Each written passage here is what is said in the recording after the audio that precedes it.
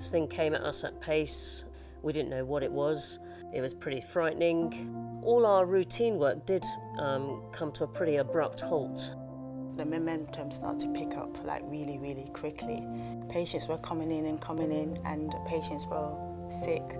It was just overwhelming at times, too much to bear.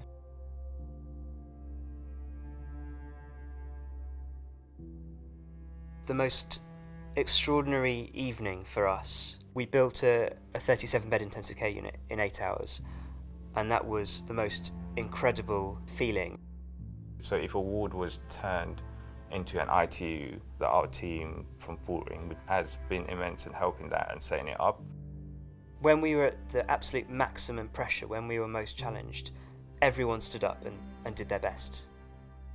We had to then look after some of these COVID patients. We formed these teams and we went around various ITU units and helped turning patients onto their fronts so that they could breathe more easily.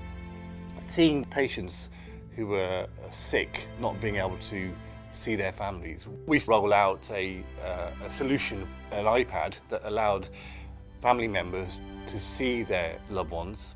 I remember at one point calling the family and obviously letting them know their relative have passed away, and I just felt really sad. Life is precious. Life is so precious and it can be taken away from us at any time. There's a lovely lady that just sticks in my mind. She was very frail, very malnourished, and then she got COVID. She said, "I'm scared. I'm really, really scared." And there were tears down her face. And she said to me, "I don't want to die alone. Sit with me and hold my hand." And that's what I did. I just sat with her until she passed away. And that was the right thing to do. I won't forget her face. When you work in an environment like a hospital, what you see is a huge amount of commitment.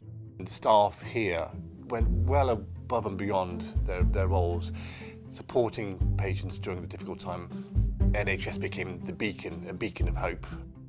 One thing I've learned from last year is that there is a huge amount of generosity in this country. School children fundraising for us.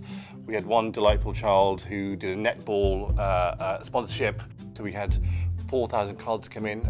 Communities baking food, cakes coming in. Constant flow of gifts. We had a number of soldiers who came to help the nurses in ITU, which they were of immense help. I cannot thank them enough, which made a big difference. We have had some really good wins, and I can think of one chap. He's been with us for over 3 months, and last week was the first time that he could eat and drink, and the first thing he wanted was a sausage roll. There were quite a few patients who did go home and even wrote letters and took pictures and brought it in. So it's really, really uplifting to see that all our hard work did pay off. I have a huge amount of pride in all 9,500 people who work for this organisation. They have been, every single one of them, outstanding. The last year for the hospital has been difficult, enlightening, hideous, revolutionary, all of those things. And I think it's changed our organisation forever.